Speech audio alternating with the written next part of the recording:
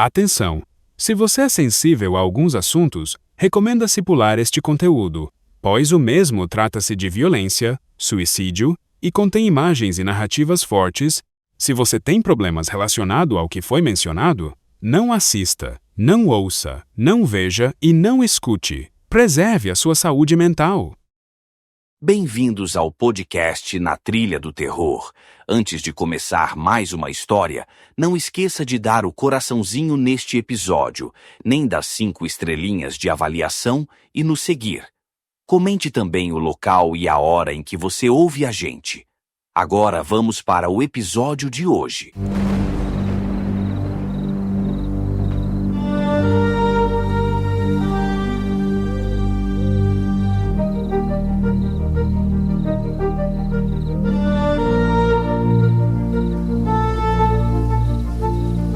Em 1995, em uma pequena cidade da Louisiana, nos Estados Unidos, Sarah Edmondson, uma aluna universitária de 19 anos, entrou na loja de um posto de gasolina e disparou tiro a queima-roupa contra Patsy Boyers, a moça que trabalhava no caixa da loja. A bala atravessou uma vértebra e saiu pela nuca. Patsy sobreviveu, mas ficou paralítica para o resto da vida. Entrevistada mais tarde, a vítima declarou: "Vi o demônio no rosto dela." O acontecimento diabólico foi antecedido por outro crime a sangue frio cometido 24 horas antes pela mesma Sarah e seu namorado em um vilarejo próximo. O que chama a atenção nessa história é que os crimes cometidos por aqueles jovens eram reproduções vivas de cenas fictícias de um filme. Na produção cinematográfica, o casal protagonista faz uso de grande quantidade de drogas e tem visões do demônio enquanto viajava de carro, assassinando pessoas a sangue frio. A pergunta a se fazer nesse caso é: quem teve culpa naqueles crimes? Foram as drogas, o filme, os jovens ou o demônio? Esse é o caso da contagem regressiva, a mancha no universo, a parte 1 da série O Amanhecer de um Novo Tempo. A história que você vai ouvir hoje foi escrita por Alejandro Bulhon e enviada para ser contada e adaptada aqui no nosso canal. E se você também tem uma história e quer enviar para nós, o e-mail é natrilhadoterror@gmail.com. Caso você queira enviar por meio do Zap, o link está na descrição do conteúdo. Não se esqueça de se inscrever e apoiar nosso podcast. O link para você apoiar o canal está na descrição do episódio. Ao ser apoiador do canal, você tem relatos exclusivos e tem benefícios especiais só para você. Isso mesmo, Luciana. Dito isso, meu amigo, dito isso, minha amiga, eu sou o Márcio. Vem ser trilheiro, vem ser trilheira com a gente. Só não fique parada no meio da trilha, na qual nós vamos percorrer agora.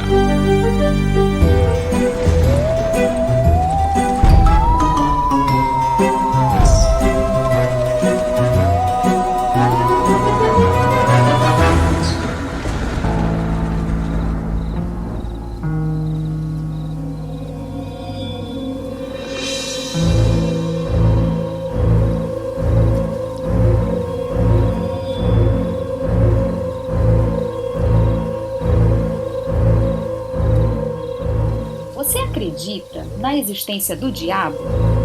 O diabo existe? Quem ou o que está por trás das guerras e maldades, assassinatos, mortes, guerras, desgraças do mundo? O homem seria realmente mau por natureza? Muitas pessoas acreditam que o diabo é apenas uma ideia, uma força ou simplesmente um tipo de mecanismo de defesa. Mas o que dizem as Escrituras a respeito desse assunto? O que isso tem a ver com o livro do Apocalipse? Existe um inimigo pessoal? O Apocalipse é categórico ao afirmar que o demônio é um ser real e pessoal, não apenas uma ideia ou influência maléfica. O diabo desceu até vocês, cheio de fúria. sabendo que pouco tempo lhe resta. Apocalipse 12:12. Não há dúvida para as Escrituras. O diabo existe e está presente neste mundo, trazendo dor, tristeza, morte, depravação e corrupção dos seres humanos. A Bíblia não nos revela muitas informações sobre a origem do chefe dos demônios, mas nos apresenta as consequências do mal. O objetivo de Deus é nos mostrar que o mundo é regido por leis perfeitas, estabelecidas para a preservação da vida, e que o desrespeito a essas leis pode ter consequências trágicas. Você já imaginou se, por exemplo, os planetas e os astros um dia decidissem não seguir mais o curso estabelecido pelas leis físicas? A palavra relata que no princípio reinava a mais perfeita harmonia e felicidade no vasto universo. Mas não pode existir amor onde não há liberdade. Portanto, a possibilidade de amar ou rejeitar a Deus, de servi-lo ou abandoná-lo, de fazer o bem ou o mal, era parte de um mundo perfeito. Se não existisse a possibilidade do mal, as escrituras celestiais não seriam livres, mas escravas do bem. Fariam o bem porque não teriam a opção de fazer o mal. O universo perfeito exigia liberdade, o que demandava a possibilidade de dois caminhos. Alguém então pode perguntar: quer dizer então que Deus criou o mal? A resposta é definitivamente não, porque o mal não é a simples possibilidade. O mal é a rebelião contra os princípios do bem. Infelizmente, essa foi a decisão de Lúcifer, um anjo de elevada posição. Note como a Bíblia descreve o que aconteceu no céu. Você era um querubim da guarda que foi ungido. Eu o estabeleci. Você permanecia no santo monte de Deus e andava no meio das pedras brilhantes. Você era perfeito nos seus caminhos, desde o dia em que foi criado, até que se achou iniquidade em você. Ezequiel 28, 14 e 15. Na verdade, Lúcifer desejava ser adorado. Subirei ao céu, dizia ele, e exaltarei o meu trono acima das estrelas. Subirei acima das mais altas nuvens e serei semelhante ao Altíssimo. Isaías 14, 13 e 14. O Apocalipse nos diz que Lúcifer se rebelou contra Deus e incitou outros anjos a se unirem a ele. Então estourou a guerra no céu. Miguel e seus anjos lutaram contra o dragão. Também o dragão e seus anjos lutaram, mas não conseguiram sair vitoriosos, e não havia mais lugar para eles no céu. E foi expulso o grande dragão, a antiga serpente que se chama Diabo, Satanás, sedutor de todo mundo. Apocalipse 12, 7 a 9.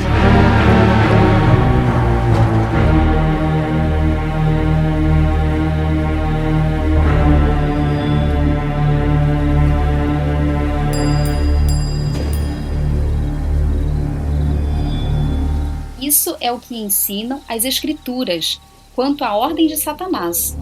Certamente é pouco para entender o assunto, pois o propósito da Bíblia não é explicar tudo em detalhes. Seu objetivo é nos ensinar que separar-se de Deus significa separar-se da vida e caminhar para a destruição. Logo, muitos aspectos relacionados à origem do mal continuam sendo profundo mistério para o ser humano. Nós pecamos porque existe um instigador, o diabo, que nos induz ao erro, mas é impossível compreender por que um ser sem propensão para o mal, em um lugar perfeito, optou pela desobediência. A essa altura, surgem as perguntas: por que Deus não destruiu o diabo quando ele apareceu? Por que permitiu que ele enganasse muitos anjos?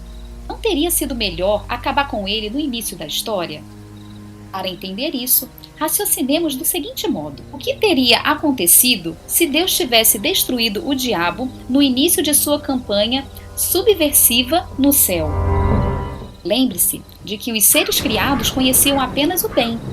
Eles não tinham nenhuma experiência com o pecado. Se Deus tivesse destruído Lúcifer imediatamente, as criaturas teriam passado a obedecer ao Criador não por amor, mas por temor. A partir desse instante, pairaria para sempre a dúvida de que talvez o anjo rebelde tivesse razão.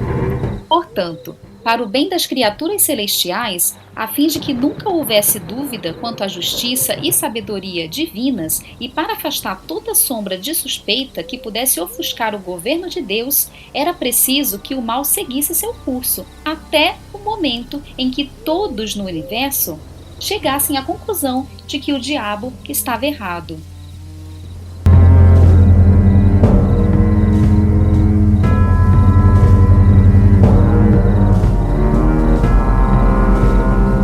A batalha que começou no céu foi transferida para a terra.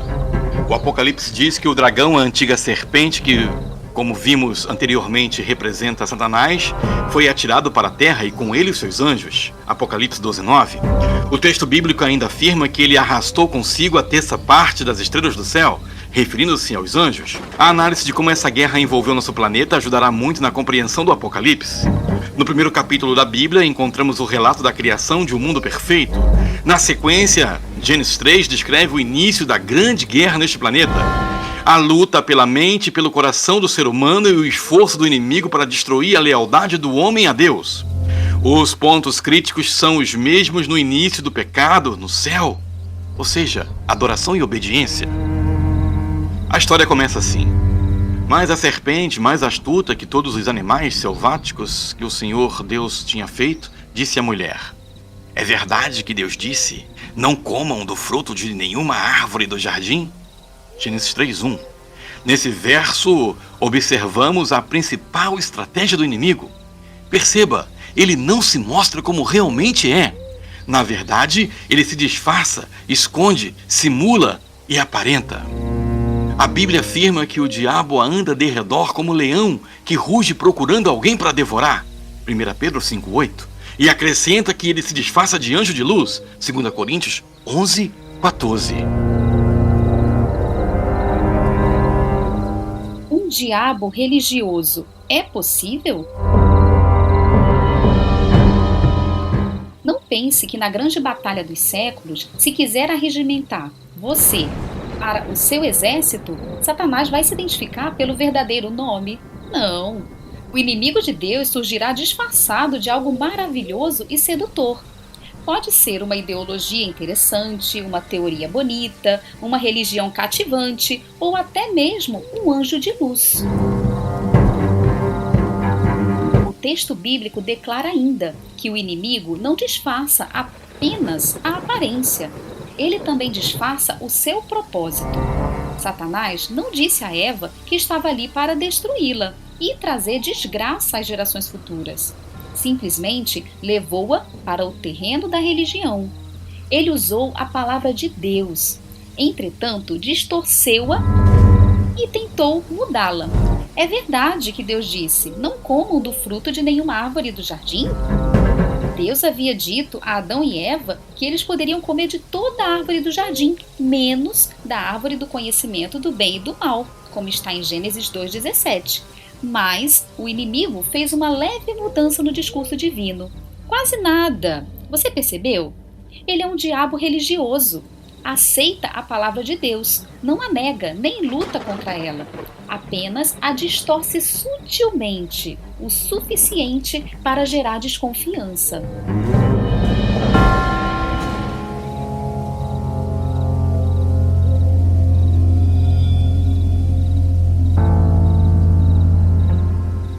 O passo seguinte da serpente, após minar a confiança de Eva na palavra de Deus, foi levá-la ao terreno da desobediência.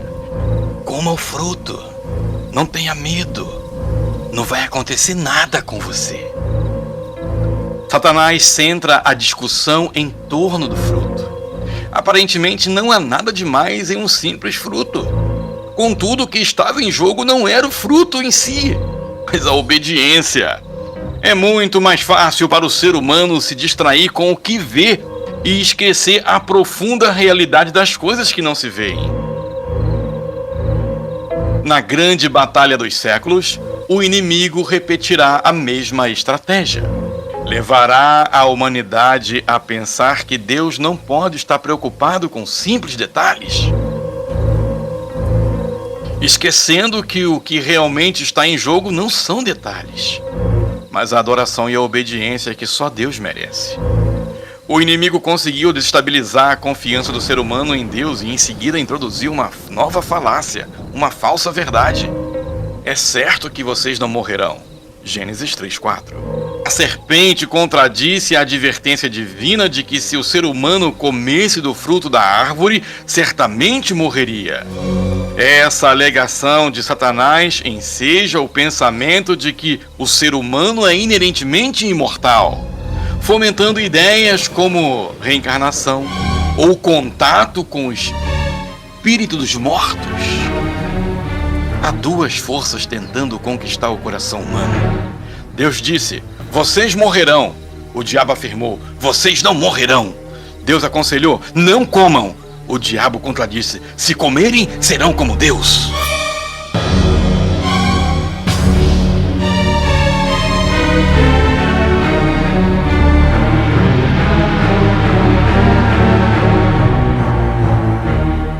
Existem duas forças e você está no meio delas. Seu coração e sua mente são o objetivo final de ambos os comandantes. A guerra começou no céu e foi trazida para a terra, e queiramos ou não, você e eu estamos envolvidos. Não há como fugir dela, não há como se manter indiferente. Precisamos nos colocar de um lado ou de outro. Esse é o grande desafio que o Apocalipse apresenta. Quando será a hora do juízo? Eu estava em Nova York na manhã em que saiu o veredito do julgamento de O.J. Simpson, ex-jogador de futebol americano e estrela de Hollywood, acusado de ter matado a esposa e um amigo dela. Em uma frutaria da esquina da 216 Leste com a Rua 45, os proprietários tinham colocado uma televisão enorme e havia muita gente aglomerada em volta para assistir ao veredito. Na realidade, os Estados Unidos praticamente pararam para acompanhar a proclamação da sentença. A expectativa era geral e o resultado do julgamento provocou as mais variadas reações. Os pais das vítimas choravam, sentindo-se impotentes diante do veredito que declarava Simpson inocente das acusações, enquanto o acusado respirava aliviado, alegando que a justiça tinha sido feita. O juízo universal. No livro do Apocalipse, encontramos o anúncio de outro juízo. Nesse caso, trata-se de um juízo universal e das consequências eternas. No capítulo 14, o apóstolo João nos leva a contemplar essa cena crucial do grande conflito entre o bem e o mal. Vi outro anjo, diz o profeta, voando pelo meio do céu, tendo um evangelho eterno para pregar aos que habitam na terra, e a cada nação, tribo, língua e povo. Apocalipse 14, 6.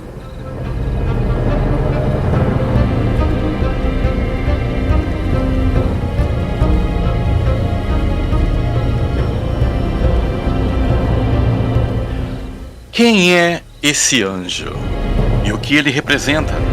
Segundo o próprio apóstolo, esse mensageiro celestial se refere aos santos. Quem são os santos? Os que guardam os mandamentos de Deus e a fé em Jesus. Apocalipse 14, verso 12. São as pessoas que estão empenhadas na tarefa de proclamar o Evangelho. Isso significa que hoje, no mundo, há um povo especial, uma importante mensagem a ser dada aos moradores da terra. A mensagem que essas pessoas proclamam é a seguinte: temam a Deus e deem glória, pois é chegada a hora em que Ele vai julgar. Apocalipse 14, 7. Essa revelação é de suma importância porque é o anúncio do dia do acerto de contas. Finalmente chegou a hora do julgamento. Quando o juízo findar, todo o universo vai entender sem sombra de dúvida se era Deus ou Satanás que estava com a razão. A história se encarregou de acumular provas e mais provas. A Bíblia está repleta de afirmações que confirmam a existência de um juízo para a humanidade. Eclesiastes 12:14, por exemplo, nos diz que Deus há de trazer a juízo todas as obras, até as que estão escondidas, quer sejam boas, quer sejam más. Já o livro histórico de Atos, no capítulo 17, verso 31, afirma que Deus estabeleceu um dia em que julgará o mundo com justiça. E você deve estar se perguntando, quando acontecerá o juízo celestial? Como saber o tempo exato em que esse julgamento terá início? Se nosso destino eterno está em jogo, não deveríamos nos preocupar em estudar a profecia a fim de estar preparado? O dia do juízo, para compreender essas profecias do Apocalipse, além de se conhecer o texto em que foram escritas, é preciso estar bem familiarizado com o Antigo Testamento. Isso porque no Apocalipse muitos detalhes proféticos do Antigo Testamento são explicados. O Apocalipse está cheio. No Apocalipse está o desfecho da história que começa no Gênesis. Portanto, para saber quando começa o juízo que o Apocalipse menciona, é preciso rever a história bíblica quando se realizava o juízo no antigo Israel. De acordo com as Escrituras, o juízo em Israel ocorria no 10º dia do 7º mês, com o Yom Kippur, o dia da expiação. Nessa ocasião, quem não se humilhasse diante do Senhor era eliminado do povo. Levítico 23:29. Por isso foi um dia de julgamento para Israel. Durante o ano, o sacerdote intercedia em favor dos israelitas apenas no lugar santo do santuário. Contudo, no dia da expiação, algo especial ocorria. O sumo sacerdote entrava no lugar santíssimo, onde ficava a Arca da Aliança, e ali se manifestava a glória de Deus, a fim de fazer expiação pelo santuário por causa das impurezas dos filhos de Israel e por causa de suas transgressões e de todos os seus pecados. Levíticos 16:16.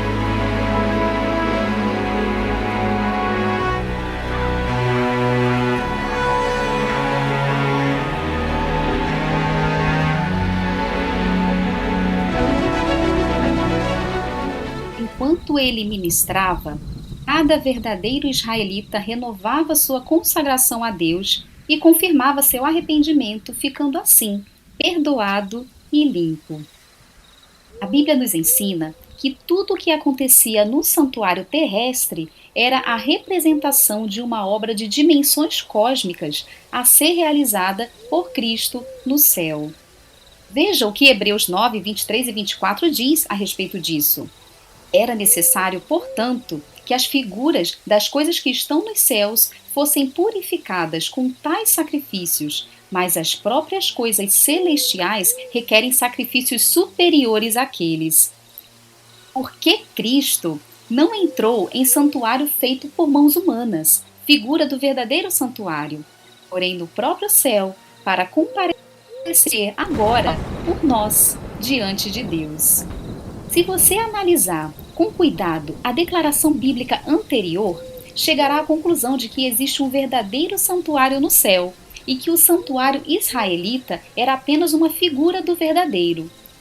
Se a purificação do santuário terrestre era o dia do juízo para Israel, torna-se evidente que o momento da purificação do santuário celestial será também a ocasião do julgamento da humanidade. Mas quando isso acontecerá?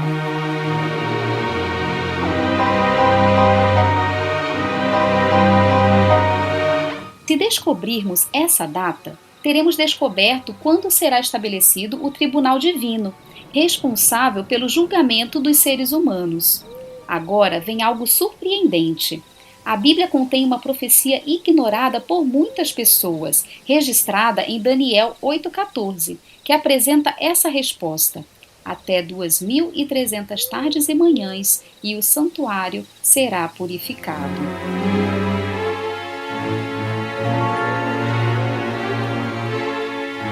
Essa profecia não pode se referir à purificação do santuário israelita, porque ela era realizada a cada ano.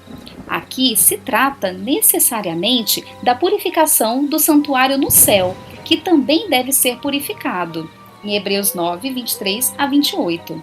Antes de tudo, para entender essa passagem de Daniel, é necessário compreender que a expressão tarde e manhã representa um dia, e que, em algumas profecias, um dia equivale a um ano.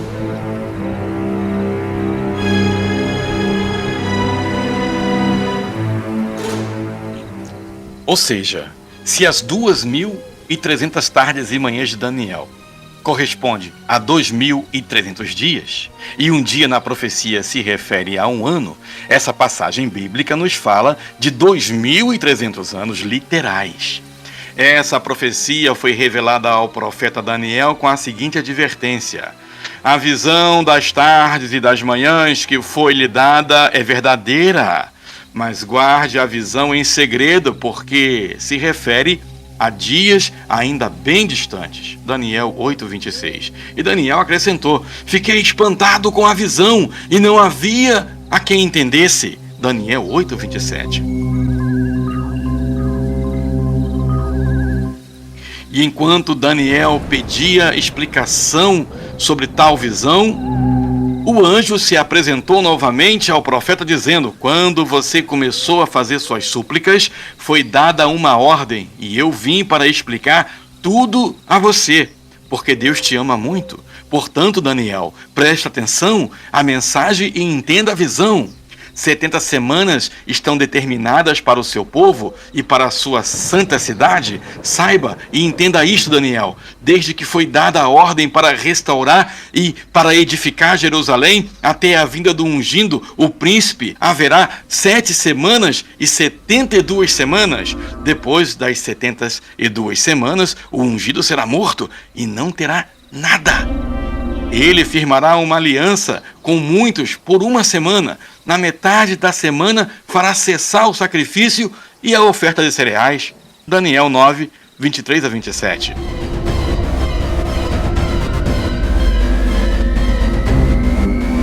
Nesse texto estão contidos os dados necessários para entender a profecia.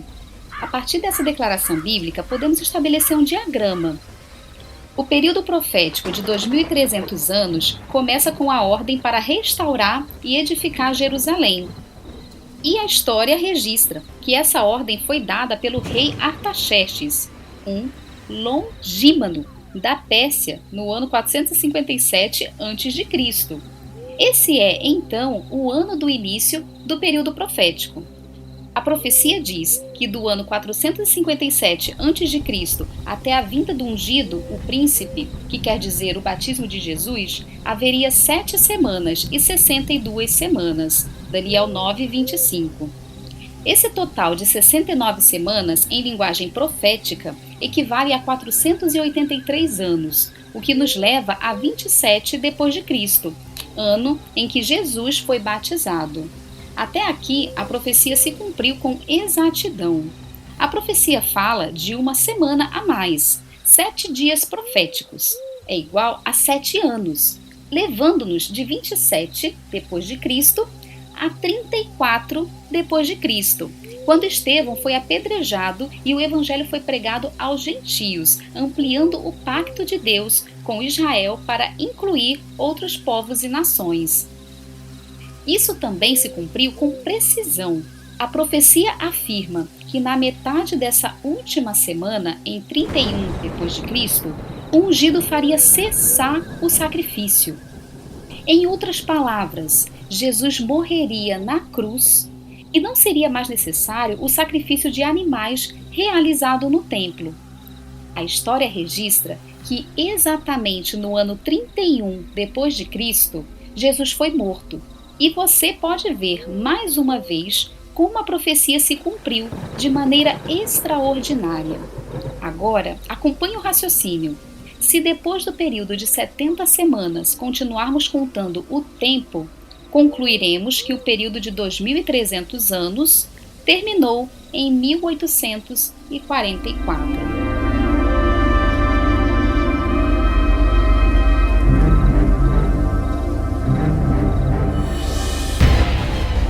Isso quer dizer que nesse ano, segundo a profecia, o santuário celestial então seria purificado. Isto é, começaria o grande julgamento da humanidade. 70 semanas estão determinadas para o seu povo. Mas qual é o ponto de partida? Tudo começa no ano 457 a.C., com o decreto do rei Artaxerxes para restaurar e edificar Jerusalém. Este é o marco zero para as duas profecias, as 70 semanas destinadas ao povo judeu e os 2.300 anos, visão de Daniel no capítulo 8. Primeiro, as 70 semanas referem-se a 490 anos.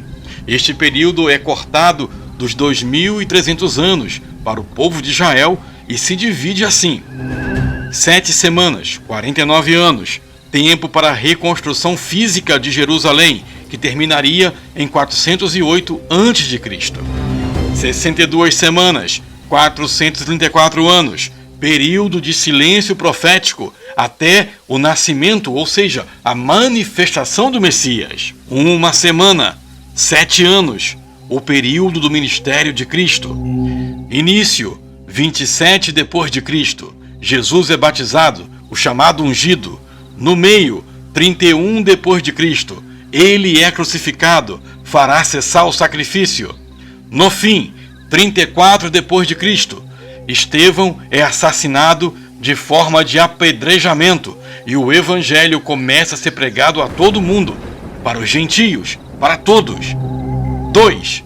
O restante do tempo, 1.810 anos. Se subtrairmos as 70 semanas, ou seja, 490 anos, total de 2.300 anos, restam exatamente 1.810 anos. 2.300 menos 490 é igual a 1.810 anos. Contamos 1.810 anos a partir de 34 depois de Cristo, o fim das 70 semanas. Chegamos matematicamente ao ano de 1844. Terceiro, a supremacia papal, os 1.260 anos. Dentro desse grande período de profecias, dos 2.300 anos, existe uma profecia paralela em Daniel 7:25 sobre o tempo do domínio do chifre pequeno. 538 depois de Cristo, dá-se início à supremacia eclesiástica e política do papado em Roma. Em 1798 depois de Cristo, o general Berthier, a mando de Napoleão, prende o papa, causando a ferida mortal, encerrando assim o período de 1.260 anos de domínio absoluto. O desfecho, 1844 e o juízo. Seguindo essa linha de pensamento, 1844 não marca o fim do mundo, mas o início da purificação do santuário. No Antigo Testamento, uma vez por ano, como já dissemos, no Yom Kippur, o sumo sacerdote entrava no lugar santíssimo para limpar o santuário dos pecados acumulados. A interpretação é que em 1844, Jesus iniciou sua última fase de ministério no céu, o julgamento antes de sua volta. Perceba agora o resumo na forma cronológica: evento, data e cálculo profético. Decreto de Artaxerxes, 457 a.C., o ponto de partida. Batismo de Jesus, ano 27 depois de Cristo. Refere-se a 69 semanas, ou seja, 483 anos. Crucificação, ano 31 depois de Cristo, meio da última semana.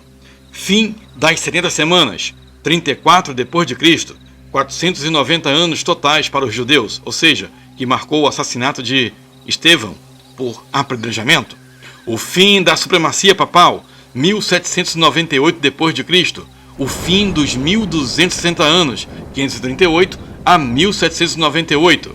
Purificação do santuário, 1844 d.C., fim dos 2300 anos. Ou seja, de acordo com isso, estamos vivendo em pleno juízo. Isso é algo surpreendente para mim e para você, amigo ouvinte. A humanidade não pode viver sem saber que o juízo divino já começou. Esse assunto não era para o futuro. Segundo a profecia, foi a partir de 1844 que o nosso destino começou a ser definido. E milhões de pessoas ignoram ou desconhecem essa verdade. Por isso, o Apocalipse declara que era necessário se levantar o anjo voando pelo meio do céu, tendo o evangelho eterno para pregar aos que habitam na terra, cada nação, tribo, língua e povo, dizendo com voz forte: temam a Deus e deem glória, pois é chegada a hora que ele vai julgar. Perceba que o anjo voa, ou seja, a mensagem é urgente. Voar nos leva a pensar em rapidez. Não há mais tempo a perder. O texto diz que a mensagem é dada com voz forte. Isso não pode mais ser ignorado. Precisa, portanto, ser proclamada em toda a terra, para toda a humanidade. Infelizmente, o juízo por alguma razão é mal compreendido. Muitos confundem com os flagelos e as catástrofes que acontecerão antes da volta de Cristo, que também estão profetizadas no Apocalipse. No entanto, esses flagelos são partes da sentença, o resultado do juízo, e não o juízo em si. A prisão, por exemplo, não é o juízo do réu, mas a condenação dele.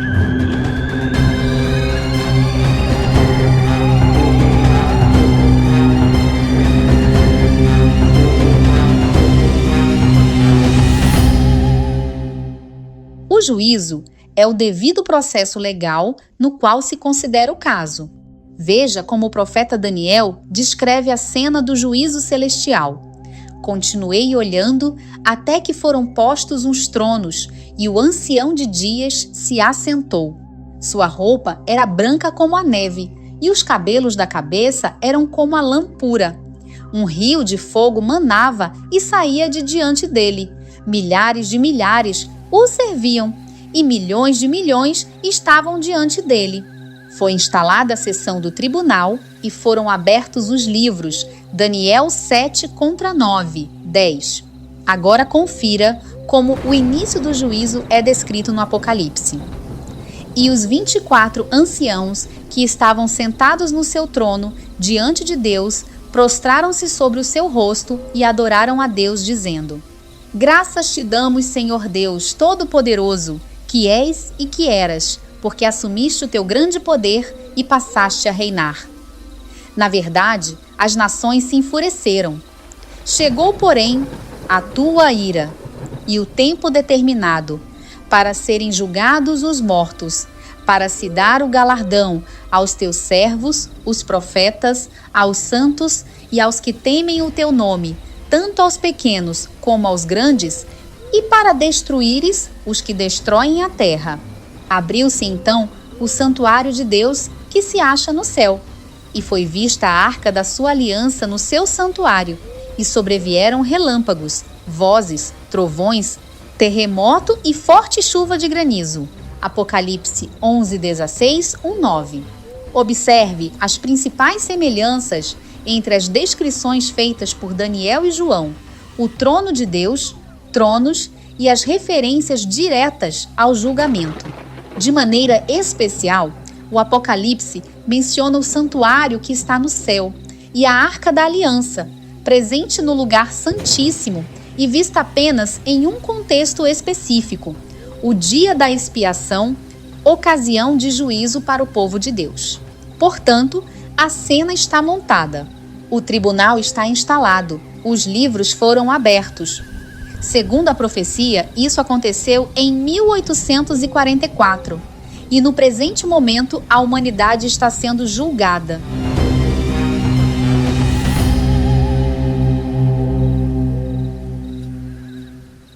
Esse é o caso da contagem regressiva, a mancha no universo.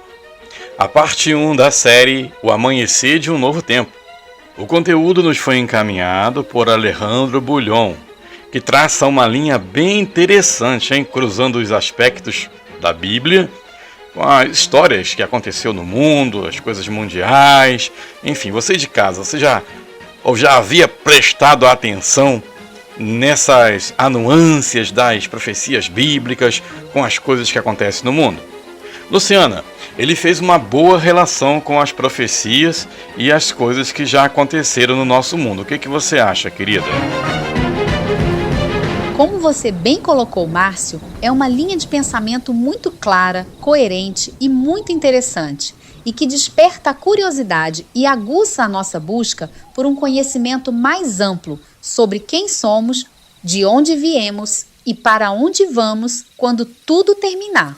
Todo o conteúdo que ele nos enviou e que gravamos hoje achei muito rico, tudo muito importante, mas o que mais despertou minha atenção foi a fala das 2.300 tardes e manhãs. Ele estudou e detalhou a cronologia temporal, associando os eventos históricos que aconteceram no decorrer dos séculos no mundo com a profecia bíblica. Ao meu ver, foi um trabalho bastante intrigante e esclarecedor, e que pode responder muitas perguntas sobre a situação da humanidade. Sem dúvidas, algo bastante impressionante. Outra coisa também que achei interessante foi a associação que ele fez com a jovem que assassinou as pessoas e disse que via o demônio. Também achei um forte registro. Mas vamos fazer o seguinte? Vamos deixar para fazermos uma análise mais completa dos fatos quando esgotarmos esta série. Afinal, esse é só o primeiro episódio que gravamos do vasto conteúdo que o Bulhão encaminhou para nós. Pode ser, Luciana? Sim, pode ser sim. Maravilha. Claro. Aí a gente faz uma abordagem mais completa. Certo. E podemos até ter mais o que falar depois de conhecer toda a história. Justamente. Tá certo? Ok, maravilha, Luciana. Então vamos fazer isso. Você de casa, não se esqueça de se inscrever em nosso canal, deixar seu like, seu joinha, seu gostei e dizer para nós de qual parte do Brasil e do mundo você ouve a gente. Comenta aqui o que você achou desse episódio. E não se esqueça também de manifestar o seu apoio na Apoia-se ou no Orelo. Você pode clicar aqui no link em anexo a esse conteúdo, ver a campanha que você quer adotar e nos ajudar também na Apoia-se ou no Orelo para a gente poder concluir com louvor essa sexta temporada. Caso você queira também, você pode fazer um pix na trilhadoterror@gmail.com e nos ajudar nessa sexta temporada. E você também pode encaminhar a sua história para o e-mail na trilhadoterror@gmail.com. Clica aqui no link, vem fazer parte do nosso grupo do WhatsApp seleto para você também encaminhar a sua história.